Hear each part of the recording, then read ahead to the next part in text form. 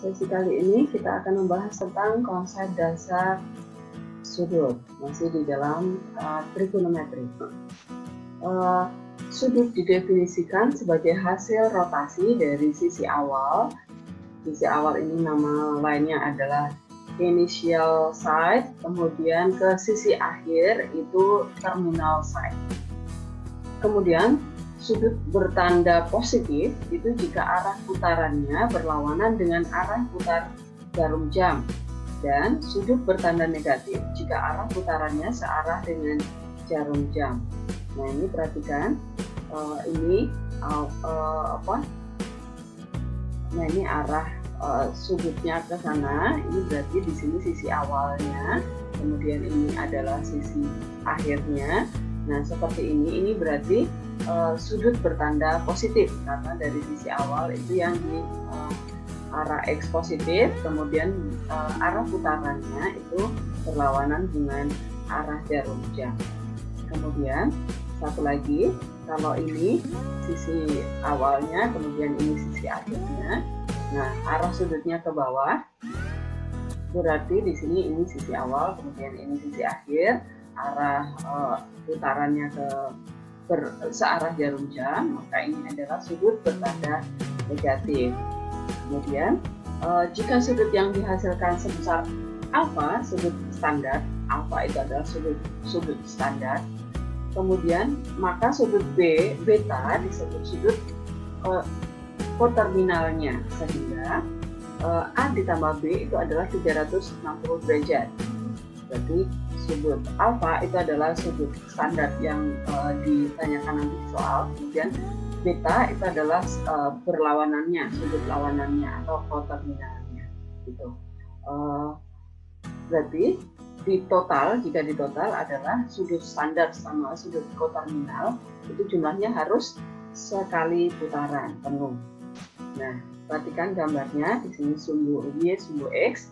Kemudian ini adalah sudutnya seperti ini. Nah, ini adalah sudut alfa yang merah ini. Maka sudut beta itu adalah di sebelah sini. Ini yang koterminalnya sisanya. Maka di sini berarti alfa ditambah beta itu adalah satu putaran penuh. Ini artinya adalah sudut standar dan sudut koterminalnya. Yang standarnya merah, yang koterminalnya ada yang warna kuning. Kemudian ini adalah Kartesian, sumbu X, sumbu Y. Ya, ini 0 derajat di sebelah X positif ini, kemudian Y positif itu 90 derajat, kemudian arah X negatif itu 180 derajat, kemudian arah Y negatif itu 270 derajat. Dan di sini kita akan berbicara tentang kuadran.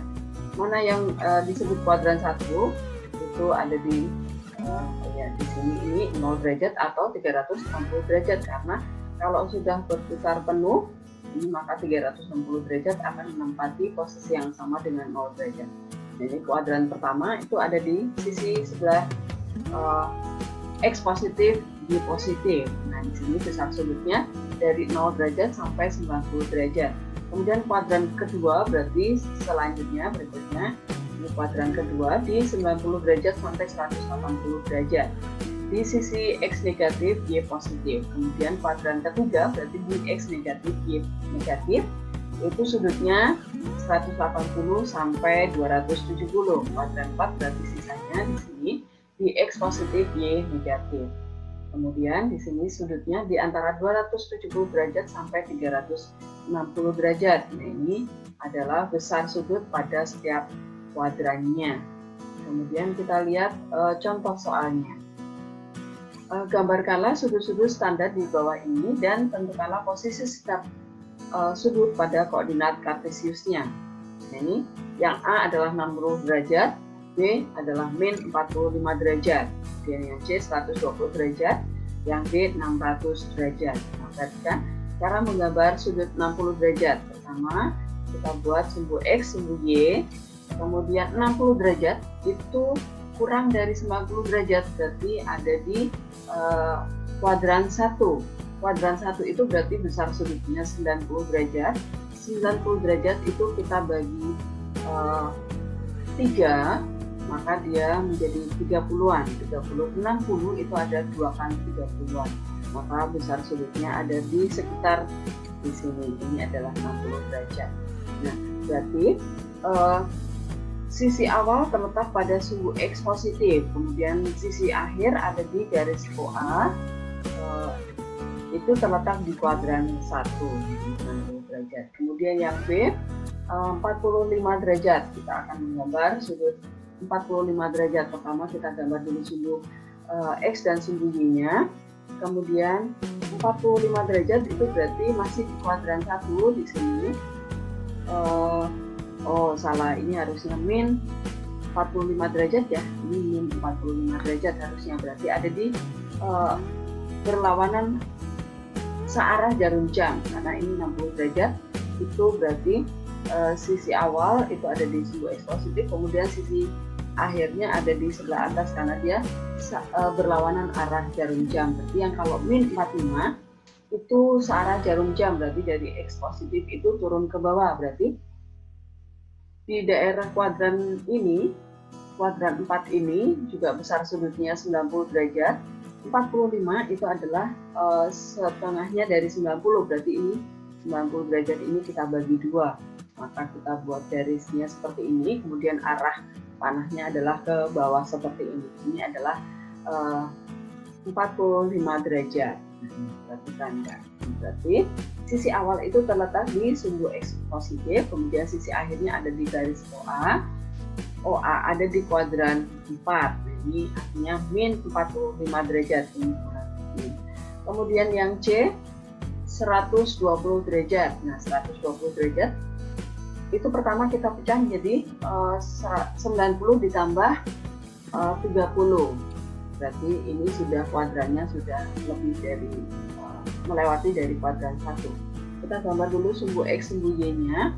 Kemudian nah ini 120 itu kan 90 ditambah 30, berarti garisnya ada di sini. Nah, seperti ini. Berarti lewat dari 90 derajat. Berarti di titik P misal, kemudian ini sejauh 120 derajat. Kemudian sisi, berarti dari sini sisi awalnya itu pada sumbu X positif, lalu ya sisi awal pada X positif. Kemudian sisi akhirnya ada di garis OP. Garis OP itu ada di kuadran kedua karena 120 itu sudah lebih dari 90 derajat.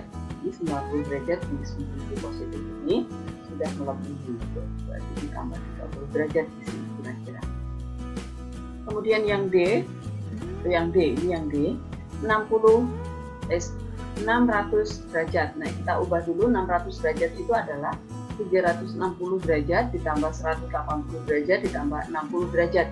Artinya 360 derajat berarti 600 derajat itu satu putaran lebih. Seperti itu. Maka kita pertama gambar sumbu X sumbu Y-nya. Kemudian kita gambar dulu satu putarannya. Ini satu putarannya 360 itu yang warna kuning ini. Kemudian 180 derajat itu berarti sudah setengah putaran. Kemudian ditambah 60 berarti setengah putaran lebih, ditambah 60 berarti ini sekitar di sini garisnya. Maka kita peroleh yang merah ini. Ini garisnya. Ini adalah misalnya titik Q. Berarti ini adalah 600 derajat. Berarti sisi awalnya ada di sumbu X positif, kemudian sisi akhirnya ada di garis OQ. Ini terletak di kuadran 3. Jadi kalau sudah lebih dari 360 derajat, berarti kita harus pecah dulu angkanya supaya ketahuan nanti angka terakhir kita ada di kuadran mana. Sekian sesi kali ini, semoga bermanfaat.